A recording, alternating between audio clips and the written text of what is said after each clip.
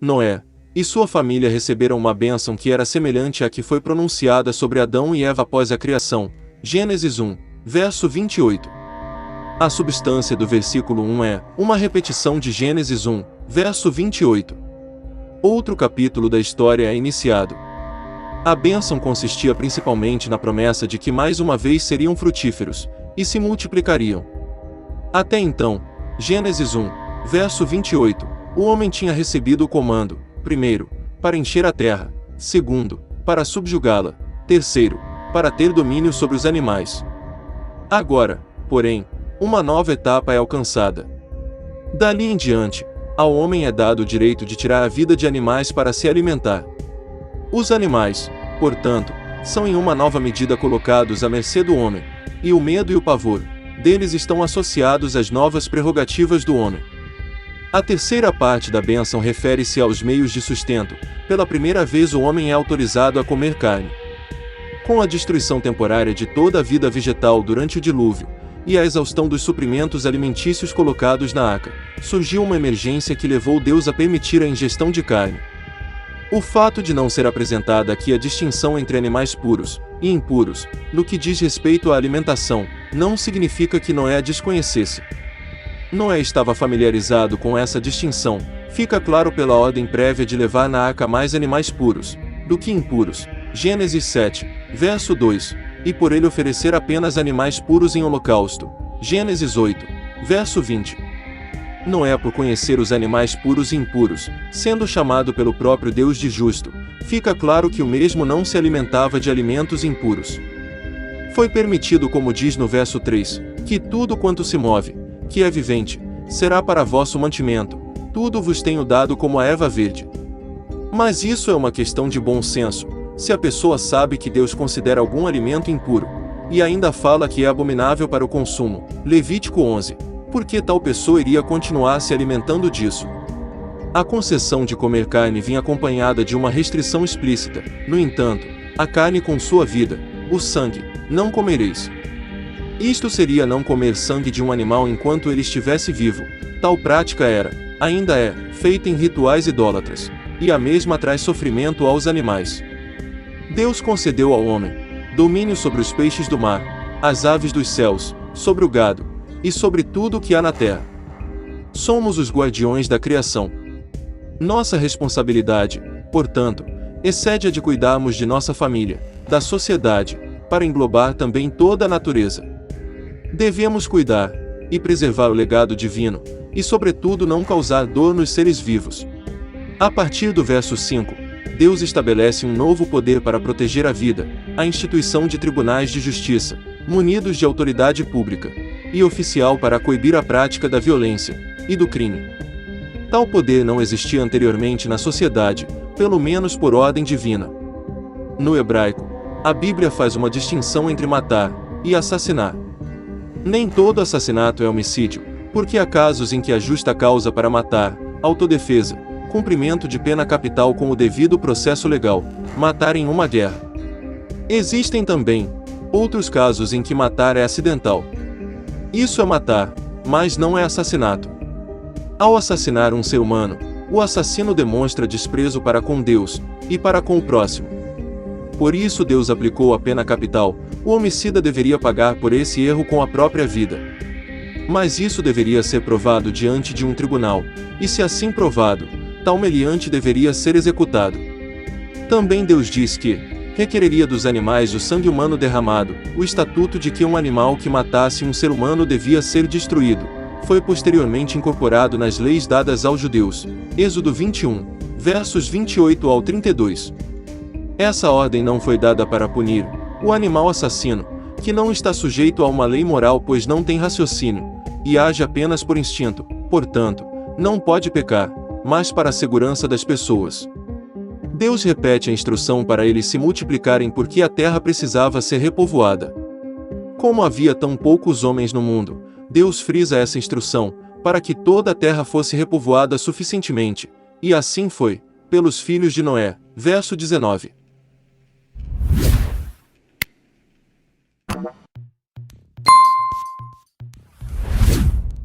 E Deus fez uma aliança com a humanidade, e até mesmo com os animais, por meio de Noé e seus filhos, porque foi dito: e falou Deus a Noé e a seus filhos com ele, dizendo: e eu, eis que estabeleço a minha aliança convosco e com a vossa semente depois de vós, e com toda a alma vivente, que convosco está, de aves, de animais, e de todo o animal selvagem convosco, desde todos que saíram da arca, todo o animal da terra.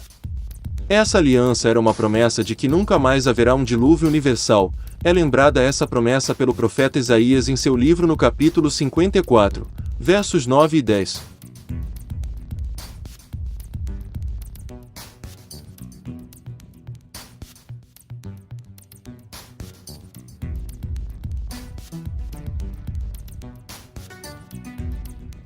Esta aliança impressionante foi feita não apenas entre Deus e a humanidade, e os animais. No verso 13 inclui essa aliança também com a própria terra. Um sinal dessa aliança é o arco de Deus, que hoje em dia foi deturpado por movimentos que desprezam o Criador. Deus diz no verso 12: por perpétuas gerações. Essa é uma aliança para gerações perpétuas, ou seja, uma aliança que se estenderá por todas as eras, até o fim dessa existência. A promessa em Gênesis 9, versos 14 e 15, sugere que o arco de Deus era um fenômeno novo. Cada vez que vimos um arco de Deus nos céus, devíamos nos lembrar da fidelidade de Deus e de cada uma de suas promessas. Quando se refere a Deus lembrar da sua aliança, é uma figura de linguagem comum, para lembrar ao homem que Deus é sempre fiel às suas promessas. A Torá novamente usa uma formulação com a qual nós, humanos, possamos estar familiarizados, embora, como apontado repetidamente, Deus não precise se lembrar, pois de nada se esquece. Essa linguagem está sempre atrelada a uma ação divina. A aliança entre Deus e a criação concluiu os eventos ligados à maior catástrofe que o mundo já experimentou. A Terra, uma vez bela e perfeita, apresentava, então, até onde alcançava a vista, uma imagem de completa desolação. A justiça foi feita, e a perversidade lavada da terra. Depois da redenção do maior cataclismo imaginável, era de se esperar que os descendentes de Noé aplicassem para gerações futuras as lições aprendidas do dilúvio. Os filhos de Noé já haviam sido mencionados antes, Gênesis 5, verso 32. Gênesis 6, verso 10. Gênesis 7, verso 13.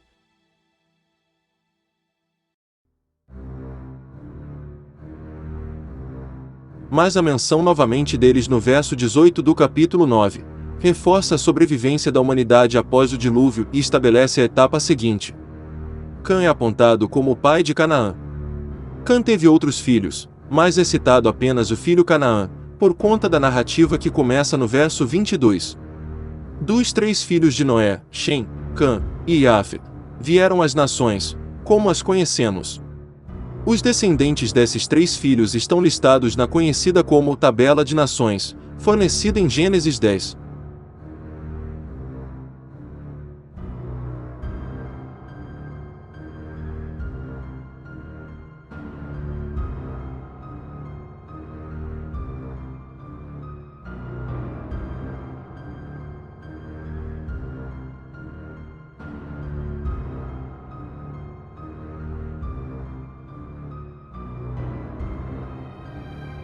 Noé era lavrador. Ao entrar no novo mundo após o dilúvio, Noé começou a sustentar a si mesmo e sua família.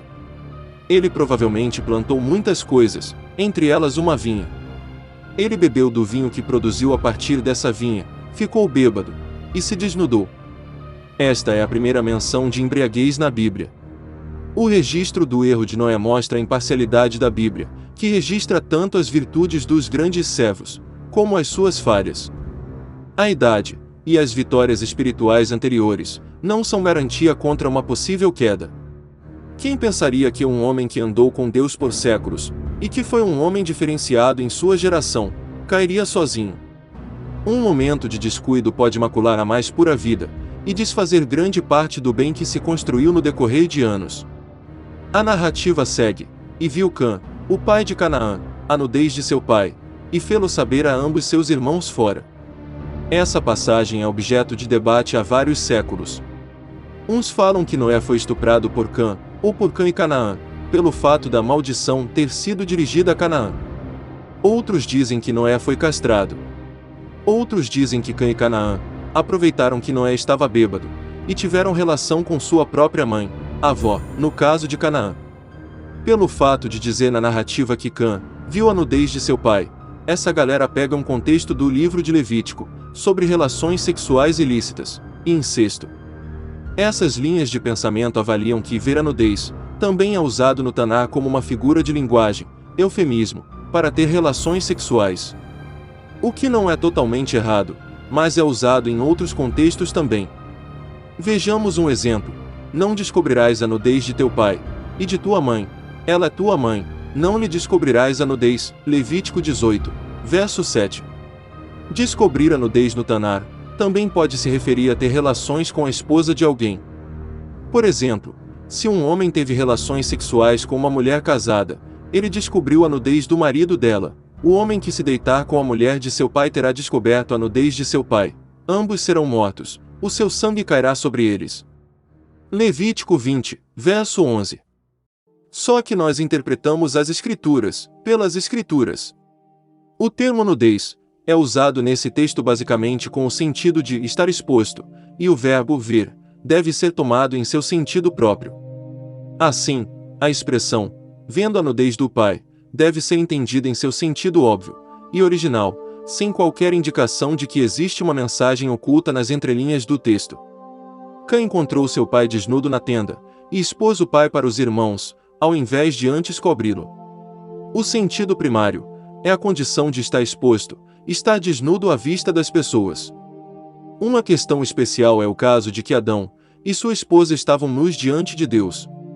A posição correta e contextualizada de que o pecado de Cã e Canaã tenha sido contemplar de modo desrespeitoso a nudez do pai, avô no caso de Canaã, encontra sua confirmação no versículo 23 que atesta que Shem e Iafete, para não recair no mesmo erro, tomaram uma capa, puseram-na sobre os próprios ombros de ambos e, andando de costas, rostos desviados, cobriram a nudez do pai, sem que a vissem. O contexto de Deuteronômio 27, verso 16, reforça simetricamente o conceito explanado: maldito quem desonrar o seu pai, ou a sua mãe. Noé era um homem justo, o que não faz dele perfeito, mas ele conhecia a vontade do Criador, e uma desonra a pai e mãe é algo grave. Mais tarde no decorrer da Torá, isso passou a se tornar pecado, passível de pena capital. Êxodo 21, verso 17.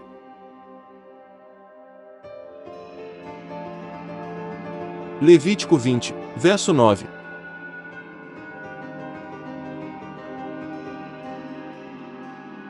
Deuteronômio 21, versos 18 a 21.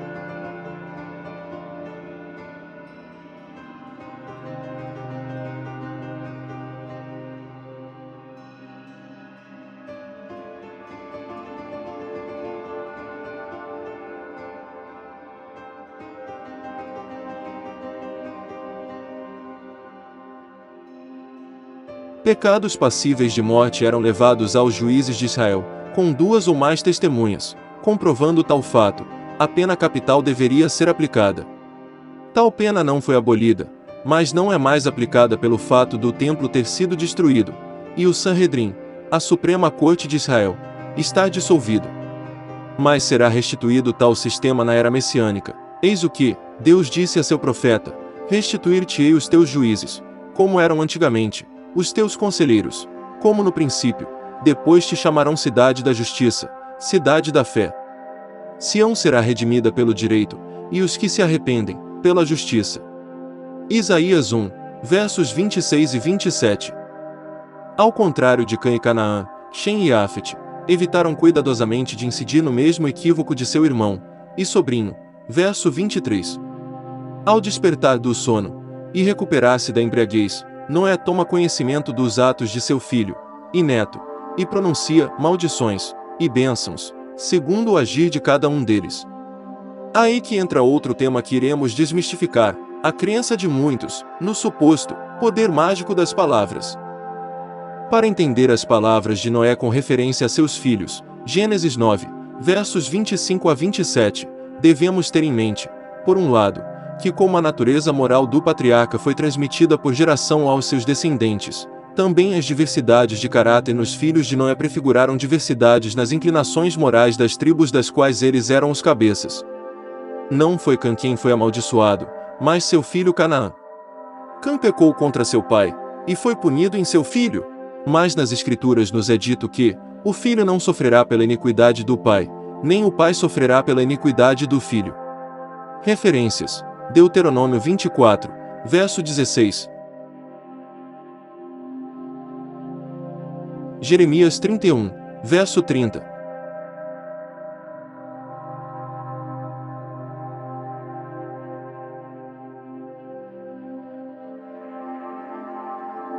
Ezequiel 18, verso 20.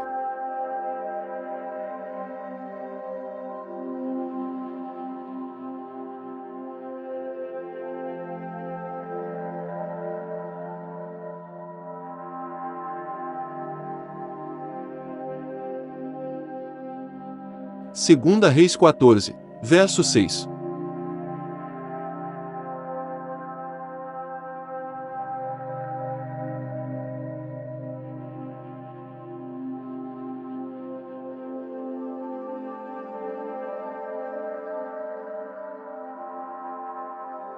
Mas, por outro lado, há passagens que dizem que o Eterno visita a iniquidade dos pais sobre os filhos, e os filhos dos filhos, até a terceira e quarta geração.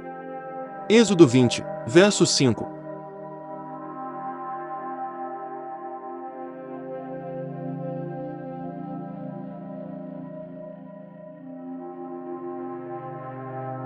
Números 14, verso 18.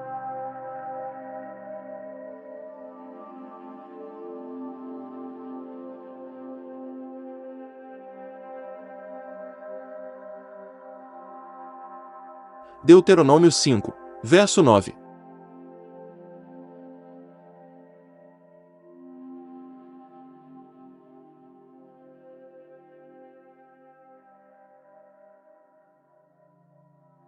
A razão pela qual essas duas passagens não são uma contradição é que quando Deus visita os pecados dos pais na geração seguinte, isso acontece porque essa geração se torna pecadora como seus pais. Essa punição dos pais nos filhos só ocorre quando os filhos cometem os mesmos erros de seus pais. Que parece ter sido o caso de Canaã, haja vista que o povo perverso cananeu é semente dele. Os cananeus deveriam sofrer não por causa dos pecados de Cã, mas porque eles próprios agiram como Cã, por causa de suas próprias transgressões, que se assemelhavam àquelas de Cã. Assim vemos que a palavra de Noé não anulou o livre-arbítrio de um terço da humanidade. Afinal de contas foram dos 3 filhos de Noé que nós descendemos. O pronunciamento de Noé nos fornece o primeiro exemplo na Torá, das declarações de bênção e maldição, de homem para homem. Lameque em Gênesis 5, verso 29, concede um nome a seu filho Noé, com um significado especial. Os pais estavam sobrecarregados com o trabalho de cultivar o solo. Eles esperavam ansiosamente a ajuda, ou o alívio que seu filho lhes daria para suportar o fardo da vida, e expressam essa esperança em seu nome. O filho um dia seria capaz de se juntar ao trabalho agrícola, dando a Lameque algum alívio de seus muitos anos de trabalho manual. Este é apenas um exemplo registrado do hábito de dar nomes indicativos dos pensamentos dos pais no momento do nascimento da criança.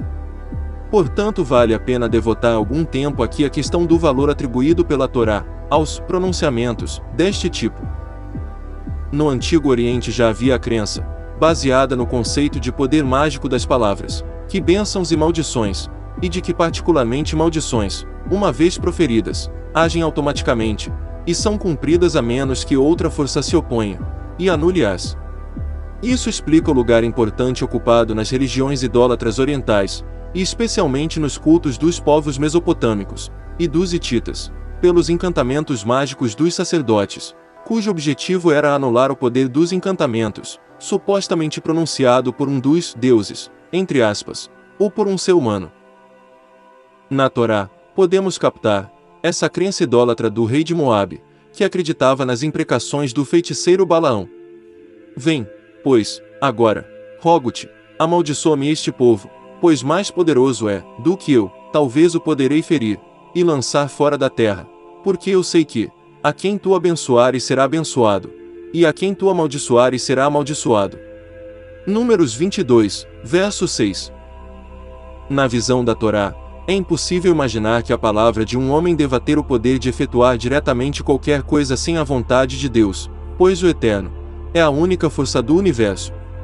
As bênçãos, entre aspas, humanas são, segundo a Torá, não mais que desejos e orações para que Deus possa estar disposto a fazer isto ou aquilo. O Eterno, nem seria preciso dizer, pode conceder ou não o pedido de uma pessoa, tudo depende da vontade dele. A maioria dos estudiosos e religiosos contemporâneos estão inclinados a atribuir à própria Torá a crença idólatra no poder mágico da palavra na bênção e maldição, mas aqueles que sustentam essas visões não fizeram distinção entre as crenças populares e os conceitos da Torá, e falharam em compreender as passagens corretamente. Maldito seja Canaã. Essa linguagem de Noé expressa um desejo ou pedido, uma petição ou oração. No contexto tanaico, aquele que abençoa ou amaldiçoa está apenas suplicando a Deus.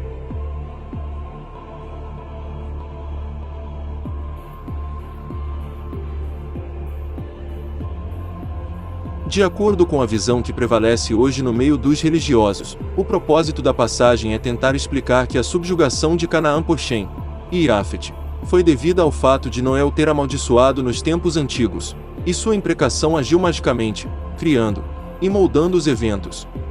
Mas essa não é a intenção da Torá.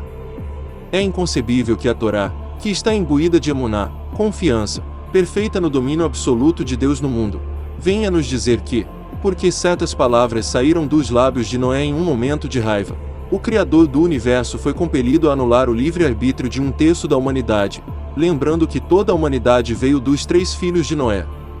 Bizarro pensar que Deus permitiria isso ocorrer, além dos povos exterminados em Canaã por sua iniquidade, terem sido condenados a ser assim por causa de palavras mágicas de um ser humano. Observe que a linguagem de Noé é como uma oração ao Eterno: bendito seja o Eterno Deus de Shem, e seja-lhe Canaã por servo. Alargue Deus a Iafete, e habite nas tendas de Shem, e seja-lhe Canaã por servo. Versos 26 e 27. O significado do texto é que Noé, que era um homem justo, suplicou que Deus executasse um julgamento justo, e tratasse cada um de acordo com seus merecimentos. É citado Canaã, justamente pelo fato de Noé já conhecer seu comportamento, e uma vez que o pedido foi justo, e vindo de um homem justo, e de acordo com a vontade do juiz de toda a terra, ele o atendeu. Mas isso seria algo que aconteceria naturalmente se os acontecimentos dos fatos decorressem da mesma maneira. Ainda tem uma outra teoria, e bem bizarra, racista, acerca dessa maldição, que não convém nem estender aqui. Devemos notar, contudo, que embora Cã tivesse outros filhos além de Canaã, Cush, Mitz, Raim e Put, Gênesis 10, verso 6, a suposta maldição foi especificamente para Canaã e seus descendentes, isto é, os povos cananeus da região de Canaã, onde Israel habitou, e não Cush, Mitz, Raim e Put, que provavelmente se tornaram os ancestrais dos etíopes, egípcios e outros povos negros da África. A morte de Noé foi o fim de uma era. Somente ele e sua família viveram em 2 mundos diferentes, uma terra antes do dilúvio, e depois deste. A longa vida de Noé, 950 anos, deu-lhe oportunidade de transmitir a seus muitos descendentes os ensinamentos de Deus até então revelados, as conhecidas como 7 leis de Noé, leis essas que Abraão cumpriu, e por esse motivo posteriormente foi escolhido por Deus. Gênesis 26, versos 4 e 5. Noé e seus filhos passaram também adiante a dramática história que haviam vivido com a sua família. Pessoas de diferentes culturas e muitos lugares do mundo conhecem as histórias do grande dilúvio no passado. Noé, de abençoada memória, foi o único chamado de justo, literalmente, na Torá. Em Ezequiel 14, versos 14 e 20, Noé, Jó e Daniel são citados como exemplo de homens mais elevados, que nem se eles estivessem no meio de Israel na época de tal exortação do profeta, Israel conseguiria se salvar, apenas eles mesmos, por seus méritos.